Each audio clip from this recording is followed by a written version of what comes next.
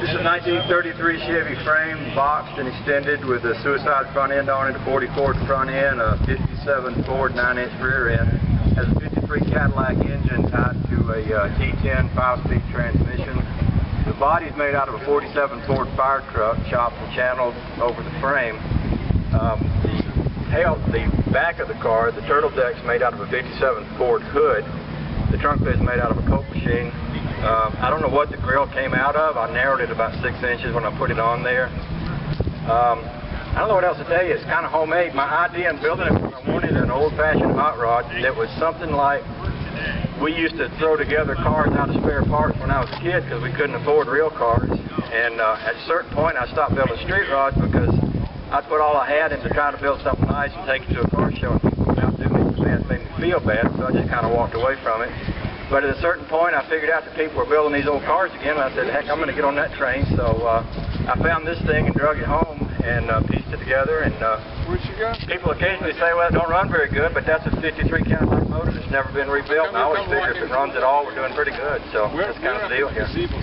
Now, I have to say, having met you through borrowing this, having it on loan here at the museum, I have to say I really appreciate your sense of humor with this car. As we walk around it, if you haven't been close to the rat rod yet, painted just above the Coca-Cola lid on the back, it says, it's okay to touch my car, just don't cut yourself.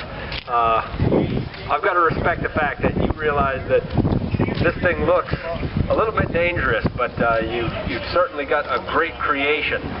I was putting gas in it yesterday, and this guy walked up, and he said, that don't look safe. And I said, yeah, that's the way it's supposed to look. And he kept walking around it and walking around it, and I looked at him, I said, you want it, don't you? And he said, yeah. That's a reaction that I've seen around here. People, they either don't know what to think of it, or they absolutely love it, because it certainly does have unfinished, unrefined look to it. But when you start to look a little more closely, you start to see that there's a lot of, not just humor, but innovation and inventiveness. If you take a look, those of you who are close up to it with me, looking at the pedals, the brake pedal, the clutch, the gas pedal, even the gear shift. We've got a piston mounted on top of a series of wrenches that have been welded together, make up the gear shift. The pedals are, well, you've got a crank neck wrench in there. Yeah, that started with the alternator bracket. I originally tried to hang the original generator on that Cadillac motor, but they mounted off the exhaust manifolds, and the ones I had were rotted out. And to be honest with you, I really wanted the header, so I realized I was going to make home, so instead of using that, I took an alternator. And oh my gracious, look at that. Bracket, I needed a piece of metal about this long, and I had a wrench that was busted. And I thought, that's just like the right size of that wrench, so I took the wrench and built a couple of holes and stuck it on there, and it worked out just right. And I thought, that's just kind of a nice idea. So as I went along on the car, I had a pile of old tools I collected over the years, and if I found something that would fit, like the little holder for the brake line is made out of wrenches, and the throttle connection is made out of wrenches, and I got a pedal in there made out of wrenches, and my shifter, just kind of, just whatever piece or part I can find to just kind of, do whatever I needed to do. I can figure out a way to make it work.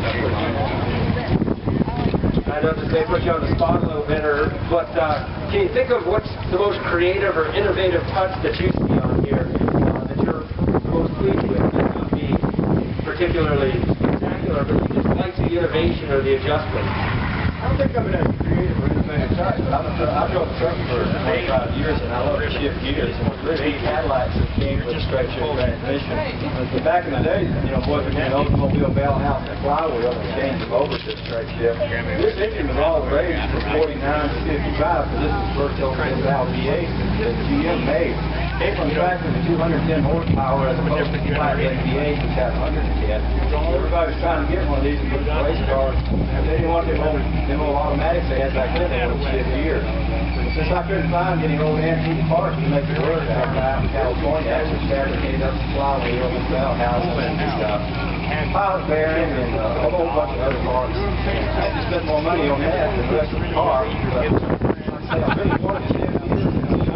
So the idea that I got a straight shift transmission behind the Cadillac motor is real so far. That's great. I've got one more question about this. I see you have a V8 engine, but I only see 6 exhaust pipes coming out of this. Can you tell me why and how? Yeah, I can. If you ever look at the flathead V8, it's got 3 exhaust pipes, but it's got 8 cylinders. The reason for that is, back in the day, they shared the center port. A lot of people look at it and they'll say, that's a V6. And I say, no, we got the plug wires. It's not. You came out with this motor, like I say, it had 100 horsepower more than the Ford flathead V8. They had all the power they needed. They didn't, they may have thought, well, we can make a separate exhaust port, but why bother? If we're coming out with a motor that has 100 more horsepower than our competition, we're all set. So they had that motor like that until 55 when they came out with the 265 V8 in the Chevy. Of course, that one had 4 ports and 4 exhaust pipes. But they figured out by then that they could get more horsepower out of it that way. That's great. One more item of interest to you that has fascinated me. I learned a lot about this car, but also a lot about some of the other things you do. You have many videos available on YouTube, particularly about the build and the creation of this vehicle. How can we see a little bit more of this? Well, yeah, it started. My boy lives in South Carolina. That's him standing right over there. Since he was a long ways off, I kind of wanted to share this with him, so I started shooting videos as I was building it and putting it online. Well, lo and behold, other people started watching, and they started commenting, and they started, making suggestions. I even had people send me parts. This is a 63 Chevy truck mirror that a guy named Angel took off a truck out in California and mailed it to me and said, put this on your rat rod somewhere, and I did. So, it turned out pretty good, and over time I just kept making more and more videos and started shooting other people's hot rods and different things that I like. I built antique musical instruments. I built banjos out of junk, stuff like that.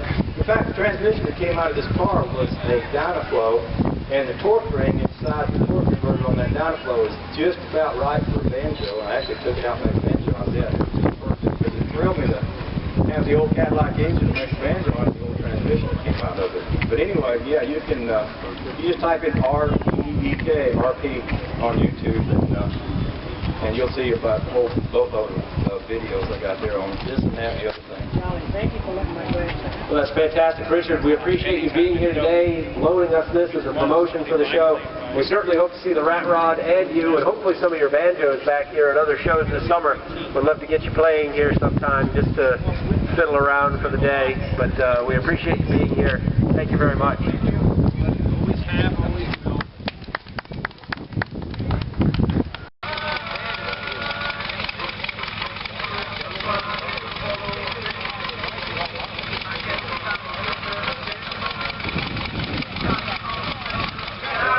Just for a second. You want me to wave a wrench at you? No.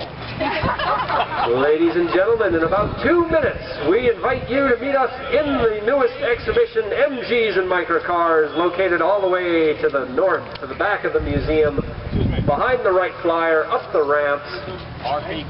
A tour of the MG and Microcar exhibition, our latest exhibition, just opened a few weeks ago.